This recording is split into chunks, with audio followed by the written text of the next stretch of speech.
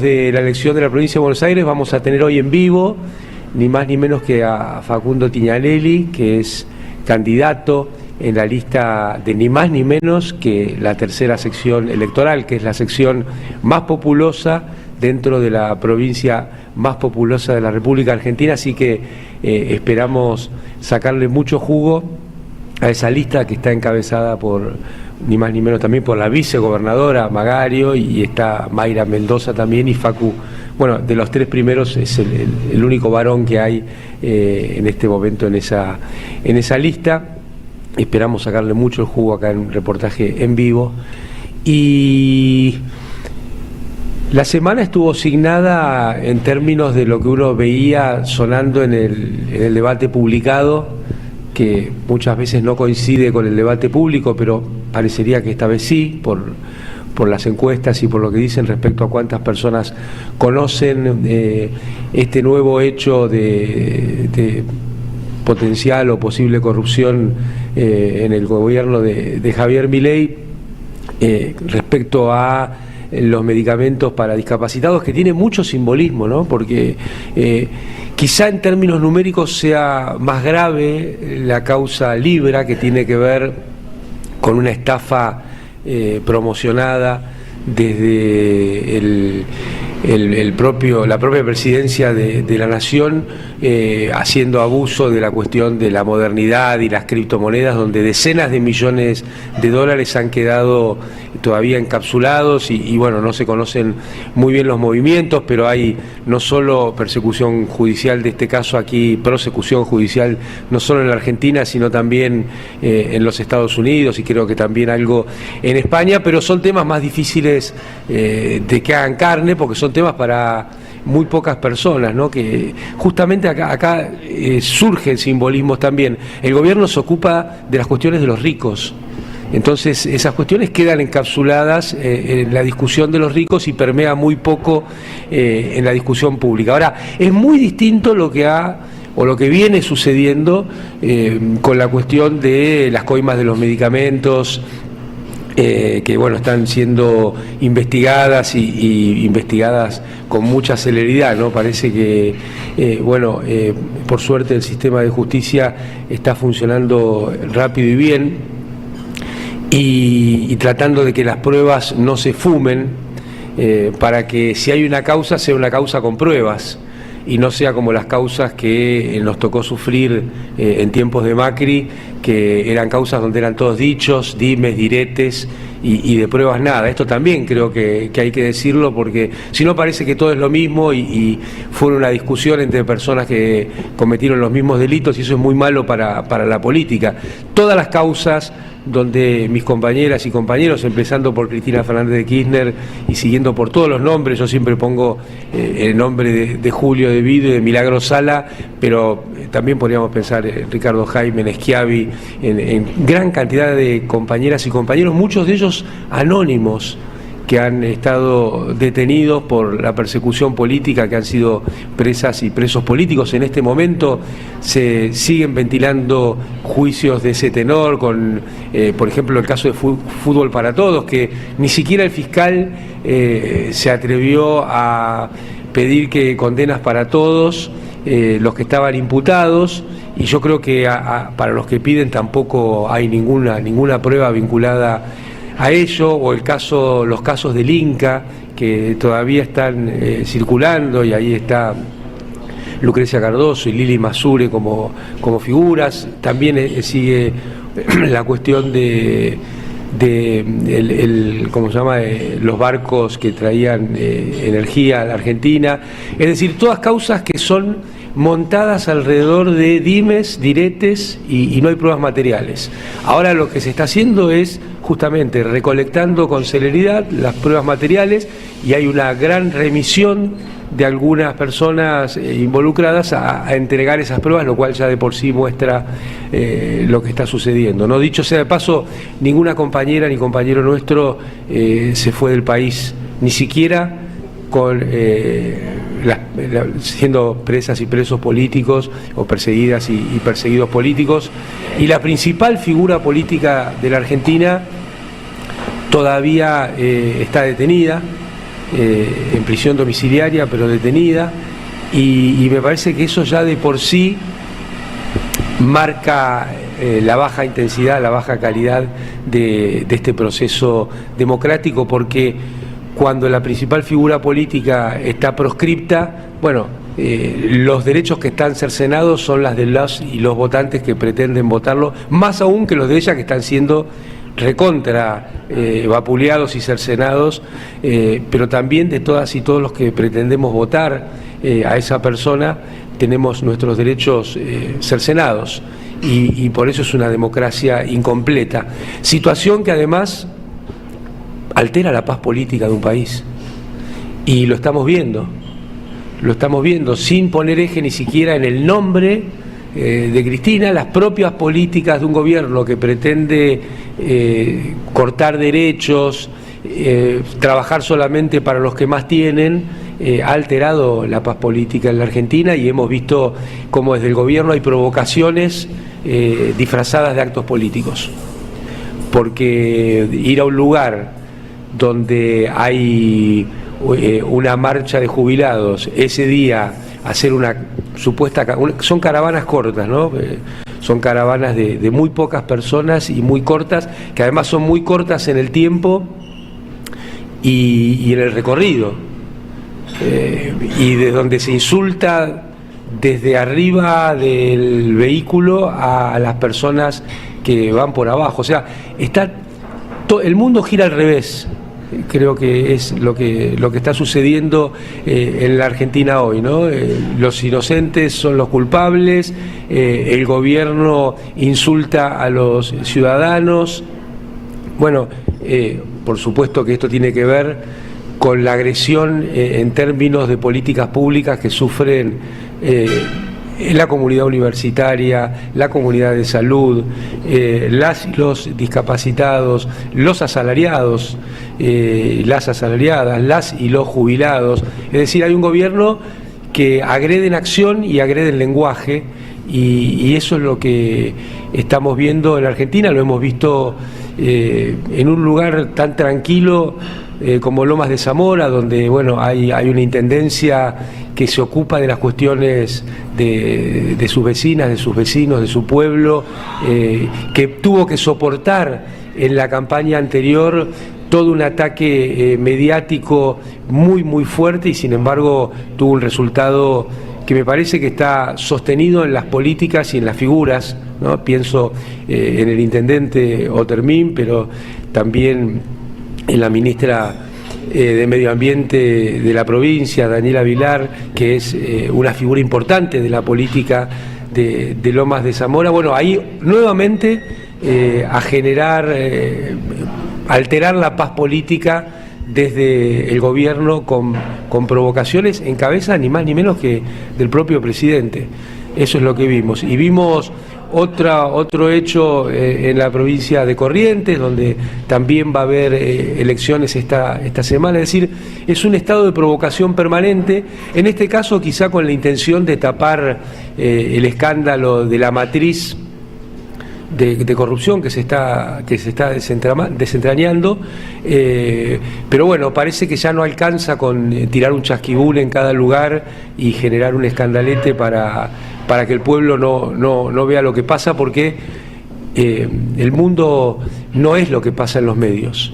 El mundo es lo que pasa en la mesa, los platos de comida que faltan, los remedios que faltan, el dolor de una familia que no tiene los acompañantes terapéuticos o que estos están en situaciones de miseria de salario. Ese es el mundo donde vivimos nosotras y nosotros, y no lo que se ve permanentemente en los medios o en Twitter o en cualquiera de estas nuevas redes sociales. Yo estoy convencido que cuanto más digital es el mundo, más presencialidad es necesaria, y me parece que lo estamos viendo con toda fuerza en esta campaña, y que está revirtiendo todos esos cuentos que se hacían desde el videotape, desde las redes, para intentar confundir a la sociedad, y esa confusión me parece que está cambiando. Ahora, todo esto también tiene un costado que me parece que hay que prestarle atención,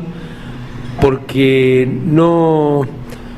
el problema central no es la gravedad de la corrupción, que ya es un problema en sí mismo. El problema central sería que la debacle generada por la corrupción tape las políticas públicas del gobierno, porque eso le estaría dando una salida de escape al programa del gobierno.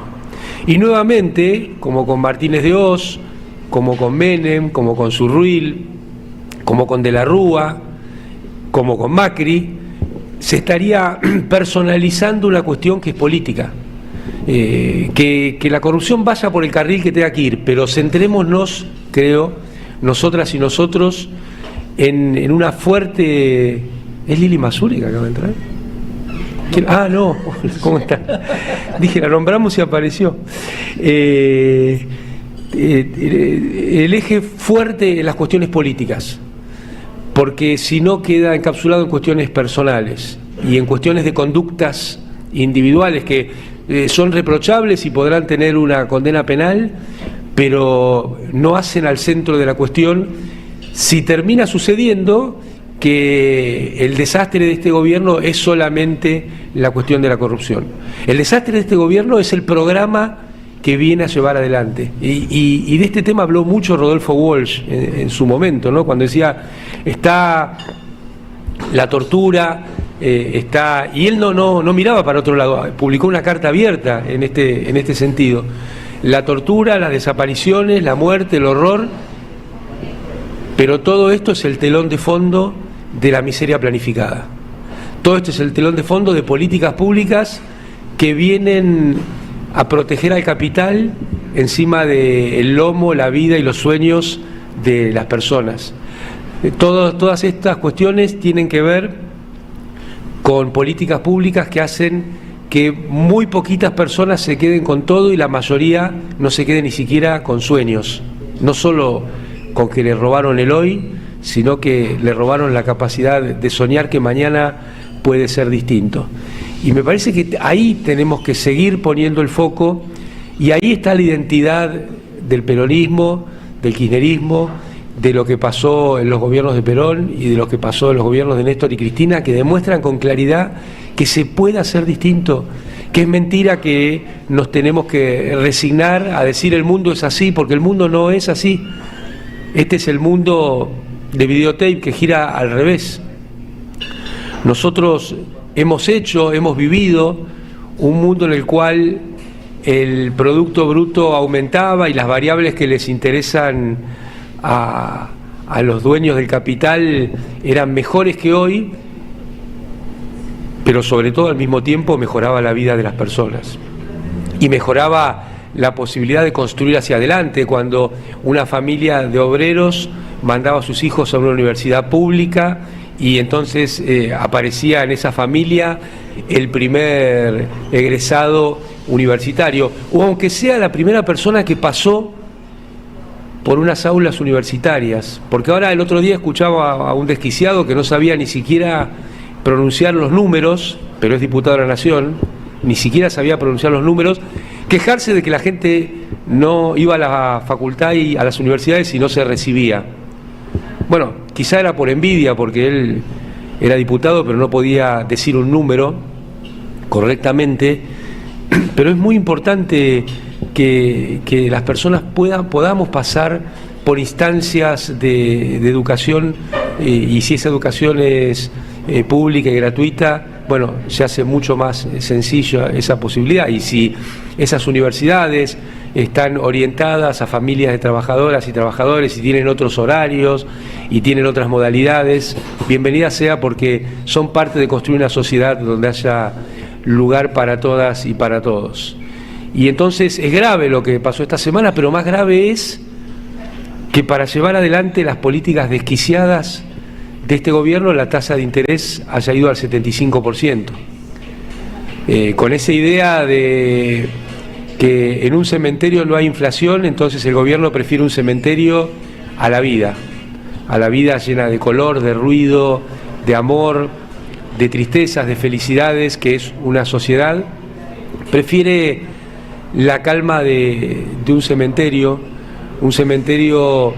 donde las personas no tienen hoy ni tienen mañana, y lo impresionante es que las empresas tampoco tienen hoy ni mañana, salvo algunas poquitas que están vinculadas a ciertas actividades, sobre todo extractivas, y que no generan puestos de trabajo en la República Argentina. Me parece que ahí tenemos que poner el foco, porque la tasa de interés del 75%, como les gustaría decir a ellos, tiene que ver con lo intertemporal, es decir, tiene que ver con hoy y con mañana. Diríamos nosotros y nosotras, tiene que ver con la vida y con los sueños. La tasa de interés del 75% quiere decir que las familias tienen que, cuando tienen la posibilidad de usar una tarjeta de crédito, pagar 150% anual de tasa efectiva. Eso quiere decir que lo que gastan se multiplica por 1,5 veces respecto a lo que tienen que pagar en un año. O sea que no solo le están cagando el consumo hoy, sino que al mes siguiente ya no va a tener posibilidad de ni siquiera de hacer ese esfuerzo, porque va a tener que estar pagando la cuota del mes anterior y no va a poder pagar los remedios que pagó este mes con la tarjeta, ni la comida que pagó este mes con la tarjeta, ni siquiera la ropa que pagó este mes con la tarjeta. Le están arruinando el hoy y el mañana. Y esa tasa de interés, y no es broma, agarren el resumen de este mes y la tasa efectiva es del 150%. No es una metáfora como las que nos tienen acostumbrados los economistas serios en televisión, es la realidad efectiva. Lo que financies con la tarjeta vas a tener que pagar un interés del 150%. Es decir que te salvó un poquito hoy, pero te arruina el mañana. Ni que hablar de una familia que estaba pensando en comprar un electrodoméstico, ya no digamos un auto o una casa, que están fuera del alcance del 90% de la población, sino de un electrodoméstico, una tostadora, un lavarropas, un microondas, un calefactor. Bueno, esa es la tasa de interés que le va a hacer inaccesible la posibilidad de comprar esos bienes. Y al mismo tiempo que todo esto sucede, te das vuelta y lo mismo le pasa a la mayoría de las empresas. Quienes necesitan financiar su capital de trabajo para pagar una nómina salarial, no van a poder hacerlo. Además de que no van a tener compras, porque este gobierno viene destruyendo los ingresos, que yo diría es la principal variable macroeconómica, tanto que les gusta hablar del orden macroeconómico. ¿Qué orden macroeconómico puede haber si la población no tiene ingresos? Si las grandes mayorías ven destruidos sus ingresos todos los meses. Entonces las empresas no tienen a quién venderle, los comercios no tienen a quién venderle, y eso deteriora su posibilidad. Y cuando, para cubrir ese supuesto bache, que quizás sea demasiado largo, van a buscar crédito, no pueden acceder al crédito o tienen que acceder a un crédito a tasas que no van a poder pagar. Entonces la pequeña solución que aparentemente consiguen para hoy es el gran problema para pasado mañana, cuando tengan que intentar devolver ese crédito con menores niveles de ventas también. Ni que hablar si las empresas y los comercios quieren hacer inversiones para mejorar su capacidad, su eficiencia o incursionar en nuevas actividades. ¿Con qué crédito van a poder hacerlo a esas tasas? Es claro que esta es una espiral que termina mal. Para muchos de nosotras y nosotros venimos diciéndolo desde el mismo día que arrancó Milei. Pero esto termina mal porque la dinámica propia de este sistema lo que hace es arruinar cada vez más la actividad económica, salvo la de muy poquitos dueños del capital. Y es importante recalcar este salvo, porque si no vamos a terminar con la Argentina, a todo el mundo le va mal. No, le va mal a las grandes mayorías. Hay algunos que no les va nada mal. Hay algunos que no les ve nada mal. Cuando vemos lo que pasa con las tarifas de los servicios públicos, no les va nada mal. Cuando vemos lo que pasa a aquellos que vienen a hacer especulación financiera y entonces traen unos dólares, los cambian por pesos y lo colocan a una tasa de interés que no conseguirían en ningún lugar del mundo. y que es el prolegómeno de un nuevo default, más pronto que tarde. Está claro que hay muy poquitos que no les va nada mal. Y por eso es importante esta elección. Siempre una elección es importante.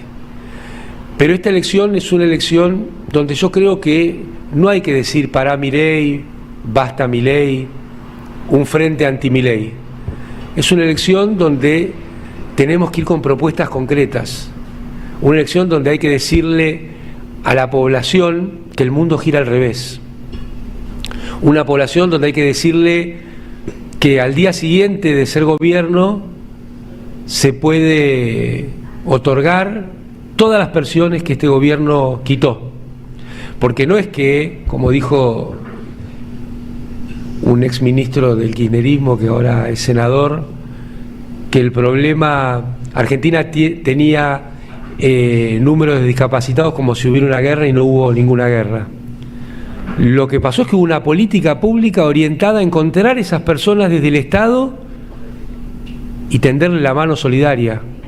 No pretender que las personas con discapacidad tengan que además ser cadetas del Estado y andar trajinando los despachos para conseguir ese derecho, sino que es el Estado el que la fue a buscar, como fue a buscar a las mujeres que nunca habían tenido una jubilación con la moratoria previsional, donde el 80% de quienes se jubilaron fueron mujeres, y se pretendía que sea una burla la idea de jubilación de ama de casa, y para nosotros era un enorme orgullo que el gobierno reconociera el derecho de las amas de casa a tener una jubilación. Y en esta elección creo que hay que ir sin eufemismos. Al día siguiente, remedios gratis, como se daban en los gobiernos de Néstor y Cristina para los adultos mayores a través del PAMI. Al día siguiente, todas las personas que fueron tiradas por la ventana del Estado, a eso llaman eficiencia, ¿no? En tiempos de Menem y hoy. Guarda cuando dicen eficiencia, porque agarrate la silla, porque si trabajás en el sector público te van a tirar por la ventana. Van a ser reincorporados al día siguiente. Al día siguiente se va a anular el DNU 70 y se va a poner en práctica todas las políticas que en espejo sean lo contrario a ese DNU. Me parece que es muy importante decir las cosas claras, porque a la población no hay que irle tanto, creo yo, con la cuestión de la macroeconomía y la deuda, esas cosas que se tiene que ocupar el gobierno. Hay que decirle qué situaciones de su vida van a mejorar en un día y otras en un plazo de tiempo. Pero hay muchas cosas que se pueden resolver el primer día si hay voluntad política y concepción de la vida desde el peronismo en la Argentina. Así que esa es la importancia de esta elección, una elección donde además desde el gobierno y desde el sistema dominante se pretende que funcione una suerte de voto calificado de facto para que las y los personas más vulnerables no puedan ir a votar porque no tienen los recursos o porque la vuelven loca cambiándole las mesas de votación. Y entonces vamos a darnos cuenta que este gobierno quiere hacer girar el mundo, pero el mundo gira al revés, y que la realidad de la vida material, que es indispensable para desarrollar la posibilidad de cumplir con necesidades y deseos, no pasa por los medios ni por las redes, sino que pasa por los platos de comida y por la militancia activa que abraza en cada territorio de la República Argentina a los vecinos y vecinos. Y vamos a poder decir como Charlie, ¿no ves que el mundo gira al revés?